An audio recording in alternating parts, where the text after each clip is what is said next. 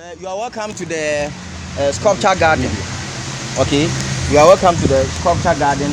If you look here, a young lady, like what's your name? S.K.M.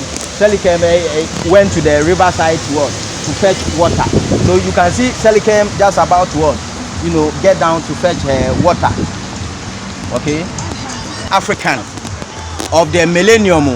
In 100 years, no black man walk on the African continent and the world like Osagyefo. He actually won the independence we are celebrating today. So give all the reverence and everything to him. He is in fact our God. Hey, when we went inside, didn't you see what the white people were doing? This is the guy who took us out of that. Do you understand that? Put him in jail, beat him, and all that. You get me? And let's look behind him. Behind him is actually my grandfather, Kotoka. Okay. But okay. Yes, this is the man who took this man out of power. And he was used by the Western imperialists. Yes, the white people. So some of the traitors that you were talking about. Well, you know, as a historian, I will not write off Kotoka. Who way honey they flow into in more way, like. Do you understand that? Who doesn't like sweet? Or how many of you like Fanta? Do you like Fanta? Yes. So when somebody is giving you Fanta, wouldn't you like it? Yeah. And so what about if he gives you bitter leaf syrup or bitter leaf this thing? You will not like it. So that is why this very great soldier, the fact that he removed Nkrumah should tell you the kind of soldier he is. Hey, no joke. This is a soldier. Nkrumah himself was a very strong man. You see, this is a soldier. If they say a soldier, is the soldier that even the soldiers themselves they fear and respect. Do you understand that? So he took him out on the 24th of February 1966. Okay. That's why when Nkrumah had traveled to Vietnam to actually go and negotiate for peace between the Americans and then the Vietnamese, and then this is an elder man. So as you are here, this is your grandfather who actually smashed Nkrumah. Nkrumah didn't see anything, he was crying. I swear. My God. Oh, what Kotoka do to me? Oh, Kotoka, my boy. So I want to ask. He in fact actually promoted him. Kotoka was trained by the British in London. So when he came, Charlie, what the guy was showing was, and he's a blacksmith. Do you understand that? A blacksmith and a teacher. You get me? There have been more teachers in Ghana's presidency, and yet we teachers are suffering.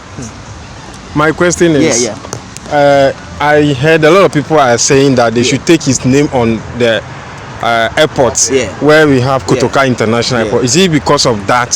That's why a lot of people are calling to take his name. Actually, he was killed there by also the coup d'etat that killed him came from the Volta region, from the Volta barracks, from who? And that operation was called Operation Guitar Boy. Okay, it was done by two lieutenants, Lieutenant Arthur and Yeboah. They were all killed by firing squad. You understand that? So Kotoka was actually killed in front of. At first, his statue used to be at the airport, like this. Then they took it down, but they couldn't take off the name. As to what name you people want to give to your airport, I'm a historian. That one I'm not this thing to say. So that one I leave it for you. Whatever name you want, you can give it. Yeah, one of the reasons why people also say that the name should be taken, that they see this man as being the source of our retaliation. But fine, they are not historically correct. Because they have the rate at which Nkrumah was going. Yes. If Nkrumah had been in power a bit longer. Yes. We wouldn't have been where we are. You would also have not been the person you are today, because all things being equal, I'm an Nkrumahist. Do you understand that? I call myself Rollins, so Nkrumahist. I think like Nkrumah and I act like Rollins. Do you understand that? But at that time, senior, it not be easy. Hey, like you mentioned, like as we mention your name right now, the police are all over. It not be police people, these children. Yes. They will go and tell the police. Nkrumah. Yes. The veranda boys. You see, no, not veranda boys. They were called young pioneers. Young pioneers. The veranda boys were the people who helped him to win power. Oh, okay, yeah. Yeah, but the veranda boys, the young pioneers were the people he created after he had won power. They were the ones that even their own fathers. Yeah, that's what I'm saying. From their own parents. Yeah. The authorities. Yeah, that's what I'm saying. That this small boy, as we have called Nkrumah's name right now, he will just do like he's playing. Then you see, no, he has gone to the police. Oh, daddy say, because he doesn't know he's reporting daddy. Nkrumah had conditioned them to the extent that he was God to them. Do you understand? The children in this country. So he would just go and say, oh, daddy say that Nkrumah is not a good man and that all that he's doing is bad and we should look at it the way. Before you see, in those days too, we had the PDA. You know, where you are what? How do you call it? Put into cells without any distance. Of course, we have our own venerable Yasantwa here, commanding the people to go to war. You understand? I always say Yasantwa is not a hero. This is a historical analysis I'm also making, because if today Akufo-Addo declares war on America, is it possible? Let's not even call America. If today Akufo-Addo declares war on no, not Cote d'Ivoire, Nigeria, is it possible? It is not possible. This is a woman who declared war on Britain. That is bravery, but foolishness. Do you understand? So after the 1901 to 1902, they smashed Asante, and Asante has never woken up from it up to today. Do you understand? This is how Asante fell. Do you get me? So this is Yasantwa, of course. They say she's a brave woman, and they should tell the real story. If today, that's why you don't have to follow your wife into a fight. You come now, your wife say you go and see someone like Kotoka, you are dead. They have a statue. Yeah, but you know that he brought the Bank of Ghana to that place. Yeah. It's not a joke. So they have the statue in Bula, and there's a house around. These are hunters. These hunters are rescuing a child who has been, caught by pythons. So you can see this one is actually trying to take the child from the python, and this one is also what holding and trying to what strangle the python so that it will not what catch the child. Please, let's keep going. So this is a typical Asante home where you keep your small ekpe in the house. You know that, yeah, you keep it here. This is the church and the shrine and everything. You keep it there. Of course, you can see medicine is being what administered to a sick person. The doctor has visited the patient in the house. Otherwise, this figurine would have been in the shrine if you had visited. So you would have seen shrine. But this is a mother holding so that they can administer the medicine. And you can see this one is through the nose. This, you know, that distillery where we do have the palm tree. Have you seen a palm wine tapping before? You've never seen it? That is not trying cry. We should take you there. This is it. And so when we went to the kitchen, we saw the gourd.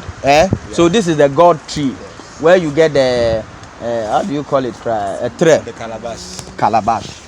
Okay, so into the flute. Okay, the fire. So he will put it here and then be blowing it.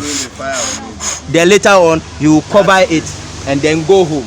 By the next morning, the heat will the palm wine will come out into the pot that is down there. Have you seen that? It's there's somebody or people playing draft. It is here because you know that it is not all the games that our people play, especially the royalty. You know that it's not all the games that they play. Here the chief cannot play here because here he will be insulted and all those things. So yeah. So together, I didn't also tell you about Minister for Communication. He is on the Atumpan, you know. Fishing, representing our fishing community. Of course, they are in the canoe and going for fishing. This is how our people go for fishing. So if you look at the oars, you know the oars, what is in the water is different from the European one. You see the European one doesn't have that tray, the hand. Yeah. The European one is something like this, but this is ours. Okay, so if you see this, you know it's ours.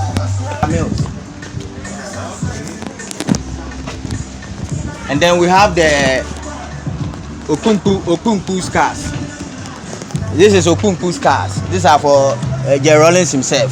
Okay. So this one was actually the one that Gaddafi drove from Libya to Ghana. You remember that? Yeah. When he came 2007. to Ghana? No. What, is it 2007? No, that's 95. Yeah, 95. Yeah, 95. You understand? Yeah. They had the OAU meeting in Togo. So, and he slept in his tent with General Rawlings. So when he brought this car, he left it. This is V12. 1995. People are driving V12. And your president is here in a V8. And you comfortable. Go around. So this one like this. We don't know what actually happened, but you can see those are bullet holes. You see, they wanted to actually what? Finish the people inside. You see, yes. So this is the reason why it is here, and this is how you people have been able to destroy the man who gave us independence. He ran away to Guinea, where he was made co-president. Maybe you don't understand. It's like somebody coming to Ghana and Akufo-Addo will say, oh, this guy is also a president, without any election or anything, and we agree to it that we want him, that person, to be, let's say Obama comes to Ghana and we say